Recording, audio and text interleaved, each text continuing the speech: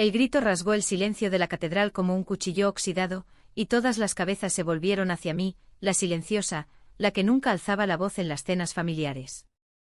Celia no era solo mi amiga. Era el amor de mi vida, y vosotros, con vuestras mentiras y vuestros secretos, la habéis matado. Mi voz, ronca por años de palabras no dichas, reverberó contra las bóvedas de la Giralda, y en ese instante el mundo que había construido con tanto cuidado se derrumbó, dejando al descubierto las grietas de un corazón sevillano herido. Mi madre, con el rosario apretado entre los dedos, palideció como si hubiera visto al diablo en persona, pero ya era tarde. El secreto que Celia y yo habíamos guardado bajo las azoteas de Triana había salido a la luz, crudo y sangrante, en el funeral de la mujer que me había enseñado a amar en las sombras de Sevilla. Yo era Lorena, la hija mediana de los Morales, una familia de panaderos en el corazón del barrio de Santa Cruz, donde el aroma del azahar se mezclaba con el humo de las chimeneas y los susurros de las vecinas tras las rejas de los balcones. Sevilla era mi mundo entero. Sus calles empedradas que serpenteaban como venas bajo la piel dorada del Guadalquivir, las procesiones de Semana Santa que llenaban el aire de incienso y tambores, y las noches de feria donde las mujeres bailaban sevillanas con faldas volantes, riendo como si el mañana no existiera. Pero en mi familia, el mañana siempre había sido un peso. Mi padre, un hombre de manos callosas y orgullo andaluz, gobernaba la casa con reglas no escritas, heredadas de su abuelo falangista. Las mujeres morales no alzan la voz, no cuestionan, no aman fuera de lo que Dios y la tradición mandan, repetía, mientras amasaba el pan en la tahona al amanecer. Mi madre, con su devoción inquebrantable a la Virgen de la Macarena, asentía, y mis hermanas, la mayor, casada con un torero de bajo perfil, y la menor, aún en la universidad, seguían el guión sin chistar. Yo, en cambio, había elegido el silencio como armadura. Trabajaba como restauradora en el Museo de Bellas Artes, pasando horas con pinceles finos y lienzos polvorientos, reviviendo retratos de santas y nobles olvidadas. Era mi refugio, un mundo donde podía tocar la belleza sin que me quemara. Celia entró en mi vida como un vendaval de feria de abril, hace 5 años. La conocí en una caseta improvisada en el Real de la Feria, donde el Jerez fluía como el río y las guitarras rasgueaban coplas de desamor. Ella era la prima lejana de una amiga de mi hermana, llegada de Córdoba para estudiar arquitectura en la Hispalense. De 23 años entonces, con el pelo negro como la noche de San Juan y ojos verdes que brillaban como esmeraldas bajo las luces de los farolillos, Celia era todo lo que yo no era, ruidosa, audaz, con una risa que cortaba el bullicio como un rayo de sol en la lluvia. Vestía una mantilla roja sobre un traje de flamenca que acentuaba su figura atlética, y bailaba con una gracia que hacía que los hombres la miraran, pero era a las mujeres a las que dedicaba sus sonrisas más genuinas. «Ven, Lorena, no seas tan tiesa como un Cristo de las cofradías», me gritó por encima de la música, tirando de mi mano. Bailamos esa noche hasta que el alba tiñó de rosa las carpas, y en un rincón olvidado, bajo un limonero cargado de frutos, me besó. Fue un beso torpe salado por el sudor y el vino, pero en él sentí por primera vez que mi silencio no era una cárcel, sino un capullo a punto de romperse. Desde entonces fuimos inseparables, pero en secreto. Sevilla, con su fachada de pasión abierta y su fondo de prejuicios ancestrales, no perdonaba amores como el nuestro. Celia alquiló un pequeño piso en Triana, cerca del puente de Isabel II, con vistas al río donde las barcas de remo se mecían como sueños perezosos. Allí, entre tapices raídos y libros de Lorca apilados en el suelo, construimos nuestro mundo. Hablábamos hasta la madrugada de todo, de las procesiones que nos hipnotizaban de niñas, de cómo el flamenco era un grito ahogado de Andalucía, de sueños imposibles como viajar a Granada para ver la Alhambra al amanecer. Ella me enseñó a cocinar gazpacho con tomates robados del mercado de la Encarnación, y yo le leía poemas de Machado susurrados al oído, mientras sus dedos trazaban mapas invisibles en mi espalda. «Eres mi quietud en esta ciudad de ruido, Lorena», me decía, y yo creía que eso bastaba. Pero el secreto pesaba como una cruz de Semana Santa. En público éramos las mejores amigas, compartíamos confidencias en las terrazas de la Alameda de Hércules, paseábamos por el Alcázar fingiendo interés en los jardines moriscos, y en las reuniones familiares Celia era la prima simpática, que traía dulces de Córdoba. Mi familia la adoraba, o eso creían, pero ignoraban las noches en que volvía a casa con el corazón latiendo desbocado, el sabor de sus labios aún en los míos. El primer conflicto surgió sutil, como el humo de una candela en la Macarena. Mi hermana mayor, Isabel, casada con Paco, un hombre que presumía de su devoción al Real Betis y de su honor andaluz, empezó a hacer preguntas. Lorena, ¿por qué nunca traes a un chico a casa? Celia es maja, pero una mujer necesita un hombre que la proteja. Mi madre asentía ofreciéndome más pan con aceite, como si el aceite pudiera untar las grietas de mi alma. Yo desviaba la mirada, murmurando excusas sobre el trabajo, sobre los lienzos que me robaban el tiempo. Pero Celia, con su fuego cordobés, no entendía mi silencio. Diles la verdad, amor. ¿Acaso Sevilla no es la ciudad del coraje? ¿No gritan los toreros olé ante la muerte? Discutíamos en su piso con el Guadalquivir rugiendo abajo como testigo indiferente.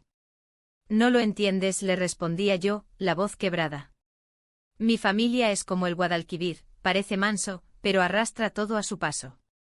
Si supieran, me ahogarían en su vergüenza. Ella se alejaba entonces, fumando un cigarrillo en el balcón, exhalando humo que se perdía en la niebla del río, y yo me odiaba por no ser más valiente. La grieta se ensanchó cuando Celia conoció a mi primo Javier, un abogado de Madrid que volvía a Sevilla por herencia familiar. Él era el epítome del hombre apropiado, alto, con barba recortada y un acento castizo que ocultaba su ambición. En una comida familiar en la casa de mis padres, un patio andaluz con macetas de geranios y una fuente borboteante, Javier se sentó al lado de Celia, y su charla fluyó como el vino de Jerez. «Eres arquitecta, ¿eh? Yo defiendo edificios en los tribunales». «Deberíamos colaborar», le dijo con una sonrisa que era más depredadora que galante. Celia, siempre cortés, rió y respondió, pero yo vi el destello en sus ojos. No era interés romántico, sino el anhelo de una vida normal, de cenas sin mentiras. Esa noche en su piso explotamos. ¿Flirteas con él delante de todos? ¿Es eso lo que quieres, una vida de apariencias?, la acusé, las lágrimas quemándome los ojos. Ella se defendió con furia, no flirteo, Lorena. Solo hablo como hacen las personas normales. Tú eres la que se esconde, la que me obliga a ser tu sombra. Sus palabras me golpearon como un fandango furioso y por primera vez, dormí sola en mi cama de Santa Cruz, escuchando el eco de las campanas de la catedral que tañían como juicios finales. Los meses siguientes fueron un baile de sombras. Celia se distanció aceptando invitaciones a fiestas donde Javier aparecía, siempre con su séquito de amigos madrileños. Yo en el museo restauraba un retrato de Velázquez con manos temblorosas, imaginando que el rostro de la infanta era el de Celia, pálido y distante. Mi madre notó mi tristeza y me llevó a misa en la capilla de los marineros, donde el incienso me ahogaba como culpa. Ruega a la Virgen, hija. El amor verdadero viene de Dios, no de caprichos. Pero, ¿qué sabía ella de caprichos? Su matrimonio con mi padre era un contrato de pan y devoción, sin pasiones que queman. Intenté hablar con Celia, enviándole mensajes que se perdían en el éter de WhatsApp. Vuelve, por favor. Sevilla sin ti es un desierto sin agua. Ella respondía con excusas, exámenes, proyectos, necesito espacio. Y en ese espacio el secreto creció como hiedra venenosa. La traición llegó en una noche de tormenta, cuando el cielo sobre Sevilla se abrió como una herida. Yo había ido a su piso sin avisar, impulsada por un presentimiento que me roía las entrañas. La puerta estaba entreabierta, y desde el umbral vi lo impensable: Celia y Javier, enredados en el sofá bajo la luz parpadeante de una lámpara, sus labios unidos en un beso que no era de amigos. No era pasión, la desesperación, un intento de Celia por encajar en el molde que el mundo le imponía. Pero para mí fue el fin. Grité su nombre y el trueno ahogó mi voz. Ella se apartó pálida como un fantasma de las leyendas del Alcázar, y Javier se levantó balbuceando disculpas. Lorena, no es lo que piensas. Solo. Estaba confundida. Corrí bajo la lluvia que azotaba las calles de Triana, el agua mezclándose con mis lágrimas, hasta el puente donde el río rugía como mi rabia. ¿Cómo podía traicionarme así? ¿O era yo la traidora por obligarla a vivir en mentiras? Los días se volvieron niebla. Celia me llamó 100 veces, pero yo no respondí.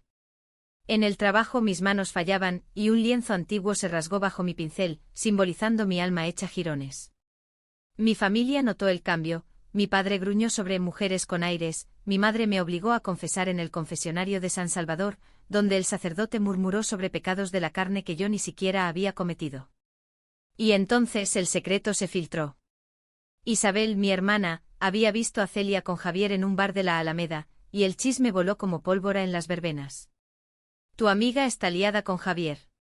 No te da pena, me dijo una tarde con falsa compasión. Yo asentí tragándome el veneno, pero por dentro ardía. Celia intentó reconciliarse, flores de azahar en mi puerta, notas garabateadas con te amo, no fue nada. Pero el daño estaba hecho, la confianza era un puente quemado sobre el Guadalquivir. El clímax se gestó en silencio, como la calma antes de una saeta en la madrugada. Celia empezó a enfermar, fatiga que la postraba en cama, moretones que aparecían como mapas de dolor en su piel oliva.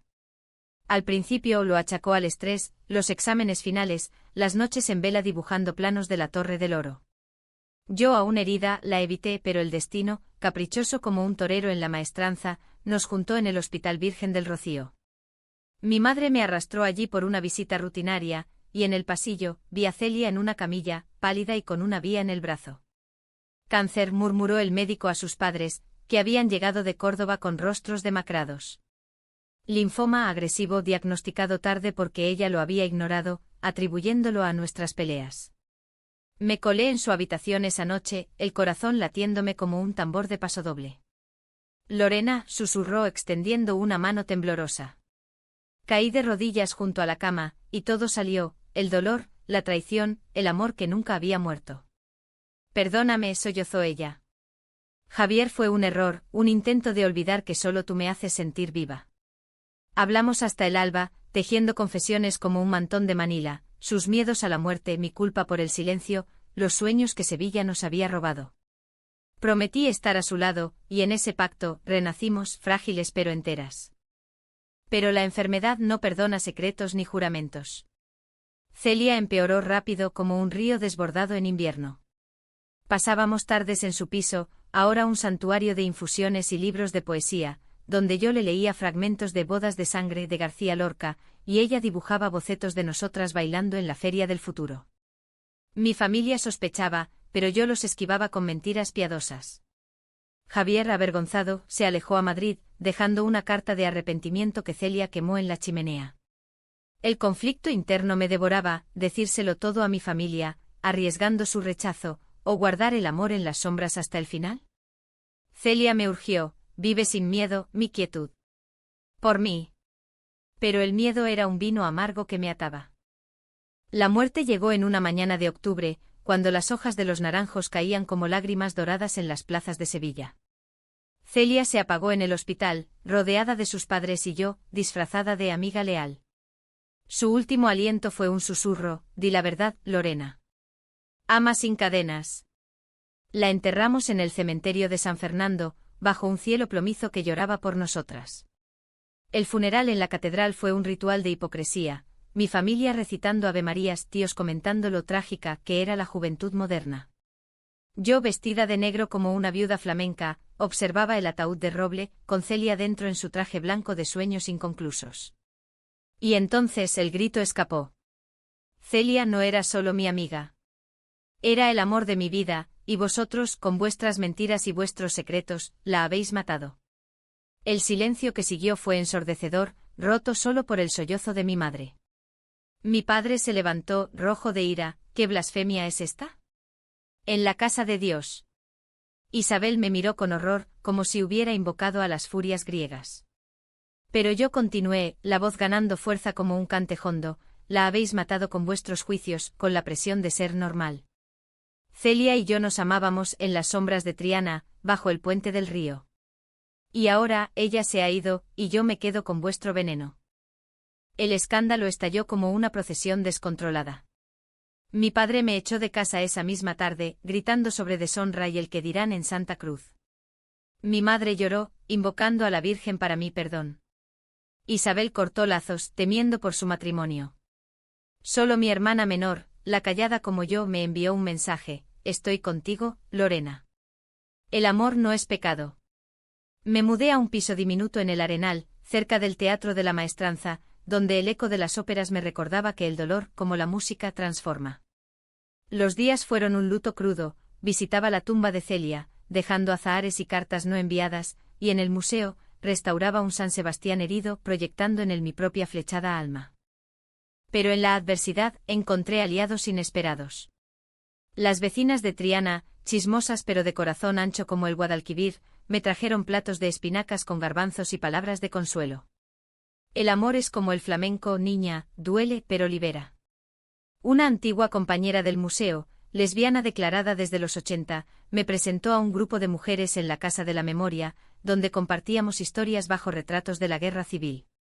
Allí aprendí que Sevilla, bajo su sol abrasador, albergaba rincones de libertad, bares en el Pumarejo donde bailábamos sin juicios, paseos por el Parque de María Luisa donde el amor florecía sin cadenas. Meses después, en una Nochebuena solitaria, mi madre apareció en mi puerta, con una bandeja de polvorones y ojos enrojecidos. Hija, el silencio nos ha matado a todos. Hablamos hasta el amanecer desenterrando secretos familiares, el abuelo que había amado a un marinero en el puerto, la tía que se había fugado por un amor prohibido. Mi padre tardó más, pero un día, en la Tahona, me tendió un pan recién horneado. Vuelve, Lorena. El pan de los Morales es para quien ama con verdad. No fue un perdón ruidoso, sino uno andaluz, lento como el tapeo en las tabernas, pero profundo. Hoy, 2 años después, camino por las riberas del Guadalquivir con una nueva quietud. El amor de Celia no se fue, se convirtió en semilla, plantada en mi voz que ya no calla. Enciendo velas en la Macarena por ella, y en las ferias, bailo sevillanas con mujeres que me miran con ojos de complicidad. Sevilla me ha herido y curado como un amante celoso. Y en las noches de estrellas, siento su risa en el viento susurrando, olé, mi valiente. El secreto se reveló, el silencio se rompió, y en sus ruinas encontré no solo perdón, sino la libertad de amar a plena luz. La reconciliación con mi familia no fue un camino de rosas, fue un sendero empedrado de espinas, como las calles de Sevilla después de una lluvia torrencial, donde cada paso resbala en el barro de los recuerdos.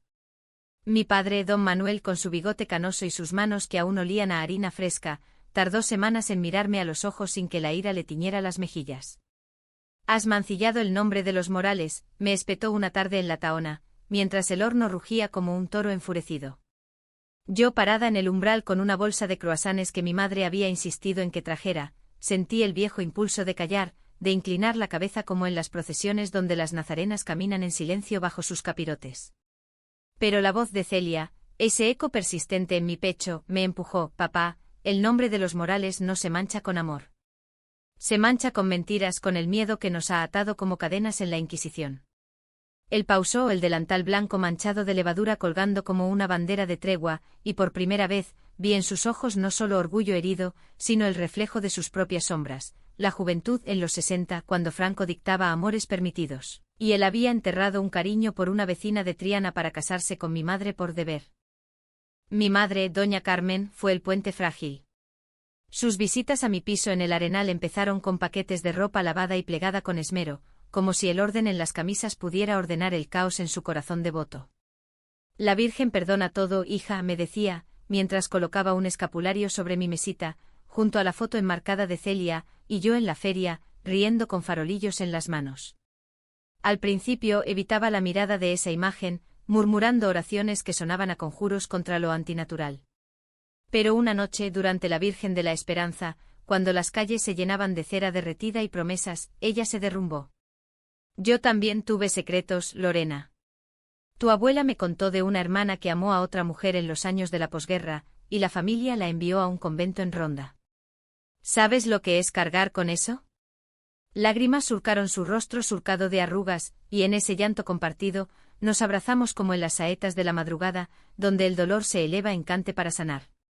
Desde entonces, sus visitas incluyeron preguntas tímidas, ¿cómo era Celia? ¿Te hacía reír como el sol de agosto? Le conté historias las noches de tapeo en la calle Betis, donde devorábamos jamón ibérico y sueños, y poco a poco, el escapulario se convirtió en una cruz compartida, no de culpa, sino de comprensión. Isabel, mi hermana mayor, fue la herida más profunda. Ella, con su vida de esposa ejemplar y madre de 2 niños que corrían por el patio como potros salvajes, me había tachado de egoísta en el funeral, susurrando a Paco que mi locura avergonzaba a la familia. Meses de silencio nos separaron, rotos solo por mensajes impersonales sobre cumpleaños o el Betis en la liga. Pero el destino, juguetón como un gato andaluz, intervino en una romería a la Virgen del Rocío. Yo había ido sola, buscando en el polvo de las marismas un bálsamo para el alma, vestida con el traje de amazona que Celia me había regalado, el sombrero cordobés ladeado como un desafío. Allí, entre el bullicio de carretas y rocieros ebrios de fe y manzanilla, la vi, Isabel, con su falda de volantes y un rosario al cuello, bailando una sevillana improvisada. Nuestras miradas se cruzaron, y en lugar de huir, ella se acercó, el sudor perlando su frente. Lorena. He sido una idiota. Hablamos en un rincón, sentadas en un tronco mientras las campanas tañían aleluyas. Paco y yo. Tenemos nuestros secretos. Él tuvo una aventura con una bailarina de tablao, y yo lo perdoné por los niños, por la fachada. Pero tú. Tú elegiste la verdad. Eso me aterroriza. Su confesión fue un río desbordado, y en esa noche de luna llena sobre las marismas, nos abrazamos, hermanas de nuevo, unidas por el miedo a las máscaras que Sevilla nos impone. La menor, Ana, fue mi faro. Estudiante de literatura en la universidad, con el pelo teñido de rojo como las banderas de la feria y un piercing en la nariz que escandalizaba a mi padre, ella había sido la única en apoyarme desde el principio. El amor es como el Quijote, hermana, ridículo para algunos, eterno para otros, me escribió esa Nochebuena, y desde entonces, sus visitas llenaban mi piso de libros prestados, Federico García Lorca, con sus odas a las muchachas de Granada, y Carmen Laforet, con sus mujeres atrapadas en laberintos familiares. Juntas explorábamos la ciudad de noche, el mercado de Triana iluminado como un sueño gitano, donde comprábamos churros y confidencias, o el Metropol Parasoles, con su techo de paraguas multicolores, donde bailábamos tangos argentinos mezclados con bulerías. Ana me presentó a su círculo de amigos, artistas queer que pintaban murales en las paredes del Pumarejo, proclamando amor sin fronteras en colores que desafiaban el gris de los prejuicios. Por primera vez sentí que pertenecía a algo más grande que el clan de los Morales, una red de almas sevillanas que, como los naranjos en primavera, florecían contra el viento. Sin embargo, el conflicto no se disipó del todo, era como el Guadalquivir, que arrastra sedimentos del pasado en cada crecida. En las reuniones familiares, las conversaciones rozaban bordes afilados, mi padre evitando mencionar a Celia, mi madre ofreciendo misas por su alma descarriada, Isabel lanzando miradas cargadas de envidia cuando hablaba de mi libertad. Y yo, la ex silenciosa, ahora alzaba la voz en discusiones que terminaban en portazos o silencios pesados como el calor de agosto. Una vez en la cena de Navidad, Paco, el cuñado taciturno, soltó un comentario ebrio: en mi pueblo, a las como tú las mandaban a terapias de conversión. El aire se congeló, pero yo respondí con calma flamenca: ¿y en tu pueblo, Paco, curan la hipocresía con vino? Porque la tuya te está pudriendo por dentro. Mi padre intervino, rojo como un tomate de la Vega, pero al día siguiente me llamó: tienes razón, hija. Basta de veneno. Fue un paso pequeño, pero en Andalucía, los pasos se miden en leguas, no en metros. Mientras tanto, mi vida en el museo floreció como un jardín secreto. Restauré un ciclo de pinturas de Murillo sobre la Inmaculada, y en los rostros etéreos de las vírgenes, vi ecos de Celia, pureza no en la castidad, sino en la entrega total. Mi jefa, una madrileña de 60 con voz de tabernera, me promovió a curadora de una exposición sobre amores prohibidos en el barroco andaluz, donde lienzos de pasiones clandestinas, nobles con amantes gitanas, monjas con poetas, contaban historias paralelas a la mía. La inauguración fue un triunfo, críticos del ABC aplaudiendo, visitantes susurrando sobre la audacia emocional. Allí conocí a Elena, una historiadora de 32 años con gafas de montura fina y una pasión por los archivos olvidados. No era amor a primera vista, era curiosidad, como el primer sorbo de fino en una barra de la Constitución. Hablábamos de documentos amarillentos que revelaban amores lésbicos en los conventos de Sevilla del XVII, y en sus ojos castaños vi un reflejo de mi propia búsqueda, no reemplazar a Celia, sino honrarla construyendo sobre sus ruinas. Pero el pasado nos suelta fácilmente. Una carta llegó un día de marzo cuando los azahares perfumaban el aire como promesas rotas. Era de Javier desde Madrid, con membrete de bufete y tinta negra como su culpa. Lorena, he oído de Celia. Lo siento. Fui un cobarde, un oportunista que vio en ella una forma de encajar en este mundo de fachadas. Si alguna vez necesitas algo. Rasgué la carta, pero las palabras se clavaron como espinas. ¿Perdón? ¿O era otra máscara? Lo confronté en una llamada, mi voz firme como el mármol de la Giralda. No necesito tu piedad, Javier. Necesito que vivas con tu verdad, como yo aprendí a hacer. Colgué y en ese acto, liberé un peso que no sabía que cargaba. Celia, desde su tumba aprobaría, el perdón no es olvido, sino avance. La primavera trajo un nuevo conflicto sutil como el rumor de las fuentes en el alcázar. Elena y yo empezamos a salir, cafés en las columnas, donde el aroma del café solo se mezclaba con confidencias, paseos por los jardines de las delicias, donde los pavos reales graznaban como celos olvidados. Era tierno o exploratorio, pero mi familia lo olió como perros de presa. Mi madre en una visita, vio un libro de poesía lésbica en mi estantería, regalo de Ana, y palideció. ¿Otra? ¿No has aprendido, hija? La discusión estalló, ella invocando el pecado, yo defendiendo el derecho a sanar. Mamá Celia me enseñó que el amor no es un error, es el único milagro en esta vida de barro. Ella se fue llorando, pero días después, volvió con una novela de Almudena Grandes, léela. Habla de mujeres como nosotras, atrapadas en secretos. Fue su forma de tender la mano, torpe pero sincera. El verano llegó con su calor asfixiante y con él, una decisión difícil, invitar a Elena a la casa familiar para la fiesta de San Juan. Mi padre gruñó, mi madre rezó extra, Isabel dudó, pero Ana aplaudió.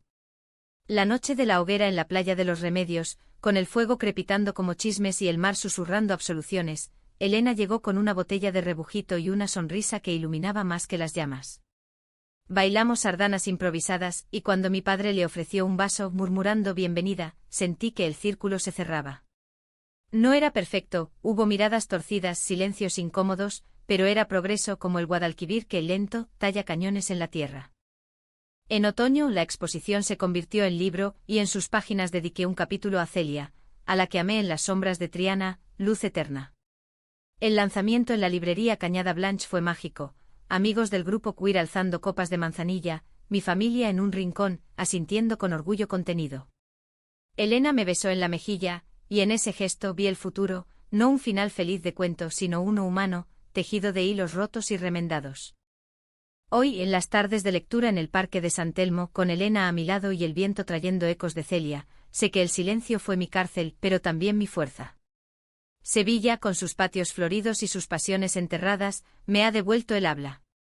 Y en cada palabra honro a la mujer que me liberó, mi amor, mi verdad, mi Sevilla eterna. El invierno de ese año trajo nieblas que envolvían Sevilla como un manto de olvido, y con ellas, un conflicto que creí enterrado resurgió como un río subterráneo. Elena y yo habíamos encontrado un ritmo dulce en nuestra relación, mañanas de café en la cama con vistas al arenal, donde los barcos de crucero se mecían como promesas lejanas, tardes en el archivo de Indias, desenterrando cartas amarillentas de exploradoras que habían navegado mares prohibidos con amores en el corazón. Ella era mi contrapunto, donde yo era pinceladas cautelosas, ella era brocha ancha, pintando nuestra historia con colores vibrantes. Lorena, la vida es un lienzo, no lo dejes en blanco por miedo, me decía, mientras caminábamos por la ribera, el Guadalquivir lamiendo los muelles como un amante paciente. Pero el pasado, tenaz como el musgo en las paredes del Alcázar, no permitía olvidos fáciles. Todo empezó con una llamada de una periodista del Diario de Sevilla. Señora Morales, su historia, el funeral, la revelación, ha inspirado un documental sobre derechos LGTB en Andalucía. ¿Aceptaría ser entrevistada? Dudé, el teléfono caliente en mi mano como una brasa de la Macarena. Hablar en público significaba revivir el dolor, exponer no solo mi amor por Celia, sino las grietas de mi familia. Elena me animó, es tu voz, amor. Úsala como un torero usa la muleta, con gracia y coraje. Acepté y la entrevista se grabó en el mismo museo donde restauraba Sueños polvorientos, bajo la mirada serena de un Murillo que parecía aprobar. Hablé de Celia con crudeza, sus risas en la feria, sus miedos al cáncer, el beso robado que fue nuestra rebelión. El silencio me protegió pero también me aisló. Revelarlo en su funeral fue mi saeta al cielo, un grito por nosotras, por todas las que aman en las sombras. El documental se estrenó en el Festival de Cine de Sevilla, en el Lope de Vega, con su arquitectura neoclásica que olía a historia y jazmín. Mi familia asistió en bloque, mi padre tieso en su traje de los domingos, mi madre con el mantón de Manila heredado, Isabel con los niños dormidos en su regazo, Ana radiante como una antorcha. Elena me apretó la mano en la oscuridad, y cuando mi rostro apareció en pantalla, lágrimas frescas, voz quebrada contando la traición de Javier, el peso del secreto, el auditorio contuvo el aliento. Al final, aplausos como lluvia de abril, y una standing ovation que me dejó temblando. Pero fuera, en la Plaza del Salvador, el conflicto estalló. Un grupo de ultraconservadores, alertados por redes sociales, protestaba con carteles de Dios no aprueba sodomía, y rezos amplificados. «Pecadora. Arrepiéntete», gritó uno, un hombre de mediana edad con cruz al cuello. Mi padre se interpuso, su voz grave como un pregón de cofradía: «Basta. Esa es mi hija, y su amor es tan puro como el vuestro odio es vil». Mi madre sollozó abrazándome y por primera vez vi en sus ojos no piedad, sino orgullo feroz. La polémica se extendió como reguero de pólvora. Periódicos como El Mundo publicaron editoriales divididas, unos alabando mi valentía andaluza, otros lamentando la decadencia moral. En las redes hashtags como Amor Sevillano y Silencio Roto compitieron con veneno digital. Recibí mensajes, apoyo de mujeres anónimas que compartían sus propios secretos, gracias por hablar por mí, y odio de trolls que me llamaban enferma.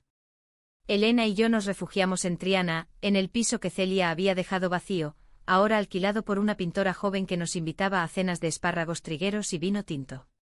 Allí, entre azulejos sevillanos y guitarras colgadas en la pared, procesábamos el torbellino. «Esto es lo que querías evitar, ¿no?», le dije una noche acurrucada en el sofá. Ella me besó la sien: «No, amor. Esto es lo que Celia soñaba, un mundo donde tu voz resuene, no se ahogue». Pero la decisión más difícil vino de dentro. Mi padre, en un arrebato de nostalgia, me confesó su propio secreto durante una siesta en el patio familiar, con el sol filtrándose a través de las bugambillas. En mi juventud, amé a un chico del barrio, un aprendiz en la Tahona. Era 1968, el año de las revueltas, pero en Sevilla, el franquismo aún dictaba corazones. Lo negué, me casé con tu madre por apariencias, y él se fue a Barcelona, donde dicen que vivió libre hasta su muerte en los 90. Sus palabras fueron un terremoto: el hombre de hierro, el guardián de tradiciones, había vivido mi misma cárcel. Por eso te entendí tarde, hija. El miedo es hereditario como la receta del pan. Lloramos juntos y en ese llanto forjamos un pacto: él hablaría en la próxima reunión familiar, revelando su verdad para allanar el camino al mío. Fue un acto de coraje andaluz, crudo como un soleá por bulerías. La primavera siguiente, con los naranjos en flor, organizamos una cena en la casa de Santa Cruz, no una celebración, sino una catarsis. Invité a Elena, a Ana y su novia, una poeta de Cádiz con dreadlocks y tatuajes de olas, y hasta a la periodista del documental. Mi padre se levantó, vaso de fino en mano, y habló: «Familia, Morales, hoy rompo mi silencio. Amé a un hombre una vez, y lo perdí por vergüenza. No dejaré que Lorena pierda nada más». El silencio fue palpable, roto por el tintineo de cubiertos. Mi madre asintió, Isabel derramó una lágrima, y Paco, el cuñado, murmuró un «lo siento». Elena me miró, ojos brillantes, y en ese momento sentí que el círculo de Celia se cerraba. Su muerte no había sido en vano, había plantado semillas de verdad. Sin embargo, el mundo exterior no era tan indulgente. Una semana después, en el trabajo, un superior conservador, un andaluz de Jaén con ideas del siglo pasado, me llamó a su despacho. «Tu exposición personal ha dañado la imagen del museo. Considera una licencia». Fue un golpe bajo como una cornada en la maestranza. Renuncié esa misma tarde, no por derrota, sino por dignidad. Restauraré verdades, no fachadas. Elena me apoyó y juntas abrimos un taller en el barrio de San Bernardo, Lienzos Libres, donde enseñábamos arte a mujeres queer, pintando murales de amores diversos en paredes olvidadas. El primer proyecto fue un tributo a Celia, un fresco en el puente de Triana, con dos siluetas entrelazadas bajo azahares, titulado «Sombras a luz». El verano trajo un alto trancón inesperado: la enfermedad de mi madre. Un chequeo rutinario reveló un tumor en el pecho, pequeño pero insistente como un secreto no confesado. La ironía me golpeó: ahora, la devota que había rezado por mi curación necesitaba la mía. Me mudé temporalmente a la casa familiar, cuidándola en quimioterapias que la dejaban pálida como un lienzo virgen. Elena venía los fines de semana, trayendo sopas de ajo y lecturas de Santa Teresa de Ávila, mujer mística que había amado en éxtasis espirituales.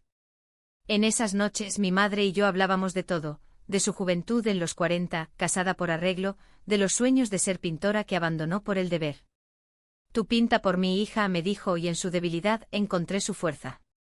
El tratamiento funcionó y en la feria de ese año, ella bailó una sevillana lenta con Elena, riendo como si el cáncer hubiera sido solo una pesadilla. Otoño nos regaló paz, pero también reflexión. Ana se graduó dedicándome su tesis sobre identidades queer en la literatura andaluza, y la familia se reunió en la catedral para una misa laica por Celia, velas y poemas en lugar de hostias. Mi padre leyó un fragmento de Lorca, «Verde que te quiero verde», y en las bóvedas sentí su presencia. Elena y yo planeamos un viaje a Córdoba, a la casa de los padres de Celia, para esparcir sus cenizas en el Guadalquivir, un río que une ciudades como une amores. En invierno, con nieblas disipadas, escribí este relato, no como catarsis, sino como legado. Porque el silencio de los Morales se rompió y en sus ecos florece una familia renovada, un amor que brilla como la giralda al atardecer. Celia, donde estés, sabe que hablé por ti, por nosotras, por Sevilla. El año nuevo amaneció con un sol tímido sobre Sevilla, filtrándose por las celosías de los balcones como una promesa tentativa. Elena y yo habíamos pasado la Nochevieja en el puente de Triana, brindando con cava y contando estrellas que parpadeaban como ojos de amantes lejanos.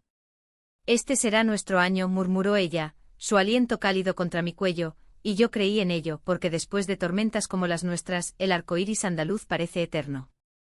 Pero la vida, caprichosa como una gitana en el Sacromonte, tenía giros pendientes, un conflicto latente que, como el vino en las bodegas de Jerez, maduraba en la oscuridad esperando su hora. Todo se precipitó en primavera, cuando los azahares cubrieron las calles de un manto blanco y perfumado, recordándome las coronas que Celia llevaba en el pelo durante la feria. Mi taller Lienzos Libres prosperaba, clases llenas de mujeres de todas las edades, estudiantes con piercings, madres divorciadas buscando color en la rutina, abuelas que pintaban recuerdos de posguerra. Habíamos muralizado una pared en el barrio de la Macarena con siluetas de parejas diversas, manos entrelazadas bajo la Virgen, y el ayuntamiento, sorprendentemente progresista bajo su nueva alcaldesa, lo inauguró con fanfarria. Mi familia asistió, mi padre orgulloso con su bastón de olivo, mi madre recuperada y radiante en su mantón, Isabel empujando el carrito de su tercer hijo, Ana con su novia recitando versos flamencos. Fue un triunfo, pero también el detonante. Un artículo en La Razón, sensacionalista como un pregón de Corpus, tituló «La lesbiana de los Morales conquista Sevilla, progreso o provocación». Las redes ardieron de nuevo, pero esta vez el odio vino de cerca. Un tío lejano, el hermano de mi padre, un jubilado de 2 hermanas con ideas rancias, publicó una carta abierta en Facebook: «Esta sobrina ha traído vergüenza eterna a nuestra sangre. Exijo que la familia la repudie». El impacto fue como una saeta mal lanzada. Mi padre, herido en su orgullo reconstruido, se encerró en la tahona, amasando pan con furia que lo dejaba exhausto. Hermano contra hermano, como en la guerra civil, gruñó cuando lo visité, el aire cargado de levadura y resentimiento. Mi madre, frágil aún de su batalla, lloró noches enteras, invocando a la esperanza Macarena para unir lo dividido. Isabel, presionada por Paco, cuyo círculo de amigos toreros murmuraba chismes, dudó: «Lorena, ¿vale la pena este escándalo? Piensa en los niños». Solo Ana se mantuvo firme organizando un contraevento en el taller, una lectura de manifiestos queer con vino de la tierra y guitarra. Elena me sostuvo: «Tu tío es un fósil, déjalo en el Museo de la Historia». Pero el conflicto interno me roía: seguir adelante arriesgando la frágil paz familiar, o retroceder al silencio por amor filial. La decisión llegó en una noche de Pentecostés, cuando las calles se iluminaban con faroles y el aire vibraba con pregones. Caminé sola por el Alcázar, los jardines moriscos susurrando secretos de sultanas enamoradas, y me senté junto a la Fuente de los Leones, donde Celia y yo nos habíamos besado una vez escondidas tras setos de mirto. Lágrimas cayeron mezclándose con el agua y en ese sollozo oí su voz: «Elige el coraje, mi quietud. El silencio ya no te protege, te encadena». Al amanecer, llamé a mi padre: «Reúnete con el tío. Dile nuestra historia, no como vergüenza, sino como fuerza». Él accedió y el encuentro en un bar de la Alameda fue épico. 2 andaluces de la vieja escuela, fumando puros y bebiendo fino, desgranando verdades como aceitunas. Hermano, el amor de Lorena es como el nuestro por esta tierra, apasionado, indomable. Si lo repudias, repudias a Dios mismo. El tío, conmovido por el eco de su propia juventud reprimida, un amor no correspondido por una prima en los 50, retractó su carta pública publicando en su lugar un mea culpa: la familia es diversidad, no uniformidad. Ese verano, con el calor aplastante y las siestas eternas, Elena y yo tomamos el tren a Córdoba, cumpliendo la promesa a Celia. Sus padres, envejecidos pero cálidos como el patio de su casa califal, nos recibieron con abrazos y salmorejo humeante. Juntos viajamos al Guadalquivir, donde el río cordobés se encuentra con el sevillano en un abrazo acuático. Esparcimos las cenizas al atardecer, el agua dorada llevándoselas como un adiós poético, y brindamos con Montilla, por los amores que fluyen libres. Fue catártico, un cierre que liberó fantasmas, y en el tren de vuelta, Elena me propuso: vivamos juntas, Lorena. Hagamos de Sevilla nuestro hogar eterno. Acepté y mudamos a un piso en el casco antiguo con balcón a la catedral y vistas a la Giralda que giraba como un reloj de destinos. El otoño trajo frutos inesperados. Mi taller se expandió colaborando con escuelas para talleres de arte e identidad, donde niños pintaban banderas arcoíris sin juicios. Mi familia, fortalecida, organizó una cena de reconciliación total, incluso el tío asistió, trayendo queso de su finca y anécdotas de juventud. Hablamos abiertamente de secretos enterrados, de amores perdidos, y en risas compartidas, curamos heridas como el tiempo cura el vino. Isabel confesó su propia insatisfacción matrimonial, y juntas planeamos que buscara terapia, no por escándalo sino por libertad. Mi madre, ahora voluntaria en un grupo de apoyo para cáncer, me regaló un cuadro que pintó ella misma, dos mujeres de la mano bajo azahares, titulado Madres de Verdad. El clímax emocional llegó en la Semana Santa siguiente, cuando Sevilla se tiñe de nazarenos y pasos dorados. Yo cargué un cirio en la procesión de la Macarena, no como penitente sino como devota de la esperanza queer. Elena caminó a mi lado, y mi familia nos flanqueó, un frente unido contra las miradas curiosas. En la madrugada, bajo la lluvia de pétalos, grité una saeta improvisada por Celia: Virgen de la Esperanza, bendice los amores silenciados. El coro respondió y en ese eco sentí su alma danzando. Hoy, con el Guadalquivir fluyendo eterno, vivo sin cadenas. El taller es un faro, Elena mi luz cotidiana, mi familia un tapiz remendado pero hermoso. Celia, en cada atardecer sobre la Giralda, susurra: bien hecho, mi valiente. El silencio se rompió y en su lugar, florece una sinfonía sevillana, de amor, perdón y verdad indomable.